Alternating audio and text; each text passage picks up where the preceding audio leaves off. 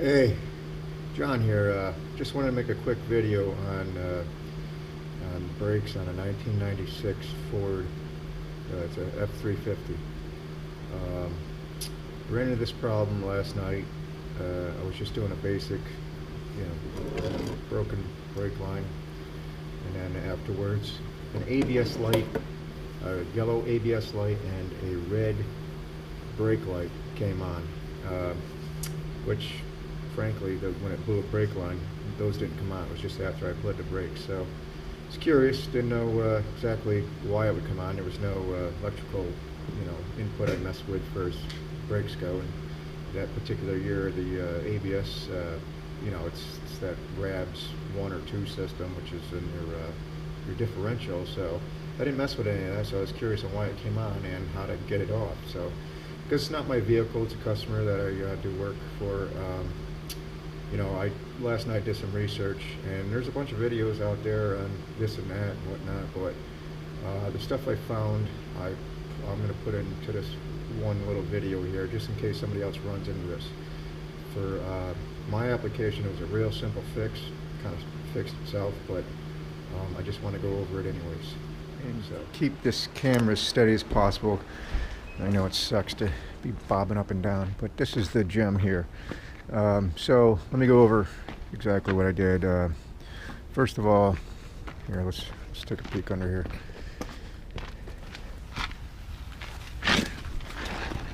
Okay, this is pretty simple stuff here. This brake line was replaced, and I had to replace the 2 bleeding zerks there. But so anyways, this is the line that broke, and I don't know much history on this truck. I could see that other line had been replaced. It's a 96. There's no way it would be, and obviously it's in the wrong position. You could tell it's been put on and spliced there. I don't know if you could see that, but so anyways, that's a 3/16 line, and of course I put it on a 1/4" line. I believe that's probably what came on it, because the inputs there for the ends of the brake line were 1/4 inch, and I can see they have adapters. So they used a 3/16 line, 2 adapters, but I could have done that. That would have been required buying 2 more little adapters, which probably were not a lot of money, but I figured why bother when you could put a 1/4 inch. Anyway, so originally I thought, well shit, maybe them lights came on because of that. You start second guessing yourself, because when unexplained shit happens, you're like, what the hell just happened? But it's not that. Pressure is pressure. It's got nothing to do with the lights. So anyways, the lights came on. Of course, they're off now, and I'll tell you what I did to remedy that. But I just want to show you, when you turn a vehicle on, it does a pre-check anyway. Your ABS light, there it comes, it goes on and then off, and it stays off. Now, when I originally test drove this after putting a brake line on, that ABS light and right underneath it, the red brake light came on and stayed on, wouldn't go off. Usually the red brake light is an indication of, at least from my experience, that your fluid is low, which is totally acceptable because it did blow a line. So and then of course that didn't do the trick, but the ABS light being on too, that just didn't make sense to me. So then I thought, again, second guessing everything. When I did fill this, I overfilled it and some spilled off, and I thought, well shit, maybe I shorted something out, something. Again, just adding too much stuff into it. So after researching online, there's a few things, but in a nutshell, because I don't want to make a long video here, this particular vehicle is a 96, and underneath the dash, it's gonna be hard to film here, right, probably very bad lighting, this connector here, see that red line, and then it's in the harness up there. It's a black and yellow, no, a black and orange. I don't know if the lighting's here. I'm using a GoPro, so I can't see if this is filming, but you unconnect this. Don't use the red side, use this side. Get some wire in there, a jumper wire, and this is what was explained online, and it did work. But let me explain. Let me get that plug back in there. I'll do it in a second. Anyways, you hook a jumper wire up to this and then ground it. You can ground to the battery, or, you know, if you find a good ground somewhere, and then just let go. With the key on, the key has to be on. And then on the display, that ABS light will flash, and it'll flash 1 to 15 times. And of course, just like any other OBD1, you know, reading, the codes mean a certain thing, 1 through 16. And there's a list I found online. I think I left it inside. So I had this list prepared, you know, and I was expecting something to do with the ABS. I thought, well, you know, as I'm reading the list, and I found it under rear ABS, RABS. You'll find a list there. And I thought for sure it was going to be something in the ABS. But I didn't get that far, because all I did was disconnect that, turn the key on, and the problem went away. And that was also in the instructions. When you turn the key on and do your checks or whatever, write down the code, blah, blah, blah, and to reset it, just like, you know, on these OBD1s, you can reset it by unplugging the battery or whatnot.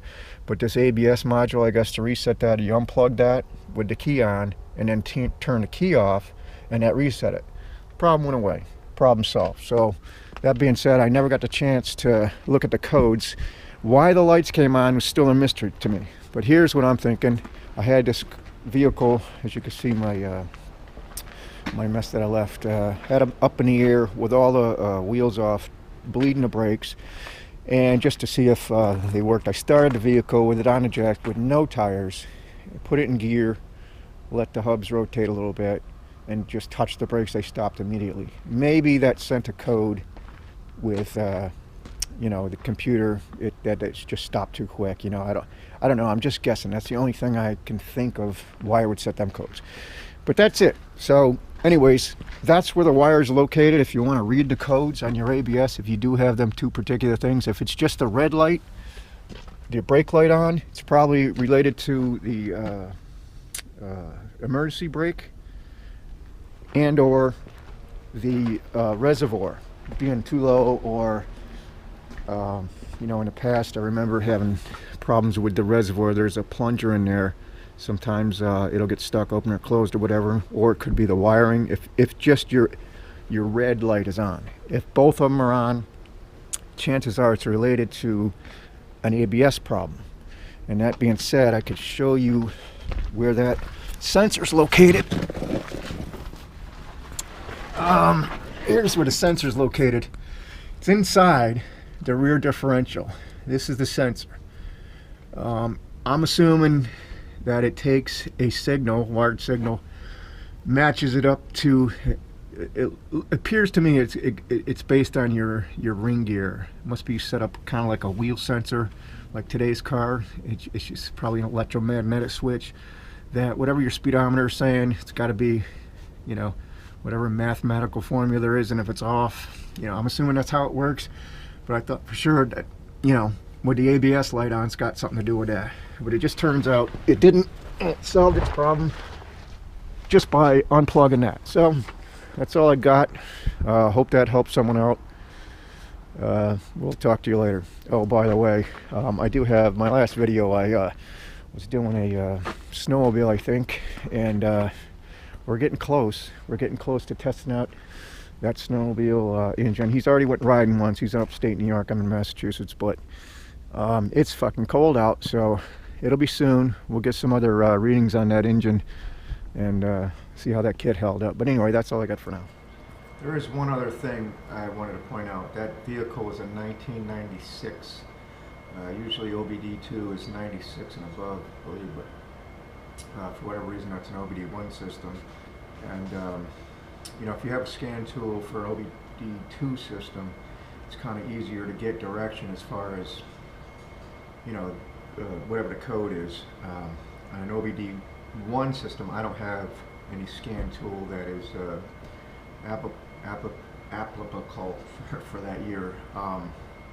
But you can, it's easy to get around with the OBD1 system because you can use a jumper wire to count the flashes on the code. So So that being said, I couldn't find on a computer where I got them codes, but I don't know if you could see this, maybe do a screenshot save or something, but it might give you some direction. There's only 15 or 16 flashes, and each one will tell you a little bit of something about it, like if number 11, stop lamp switch circuit defective, so it could give you a direction. That's if your red light is on, or I mean your ABS light is on. But in my case out there that had both lights on, and again, just simply unplugging that did the trick. Well, turn the key on, unplug that, turn the key off, it reset the system. So that was an easy fix. So I hope that helped someone out. And I also found, like, there's different, I think this is a 92, and this one was the 96. You know, so that's how I found where the location was. Again, I don't know if you could see that because I'm using a GoPro there. You can't see if there's no. But anyways, hope that helps somebody out. Again, I'm not a professional mechanic. I just do this stuff on the side. I'm more of a small engine guy. So, like I said, I hope that's helped somebody out in that particular, same scenario.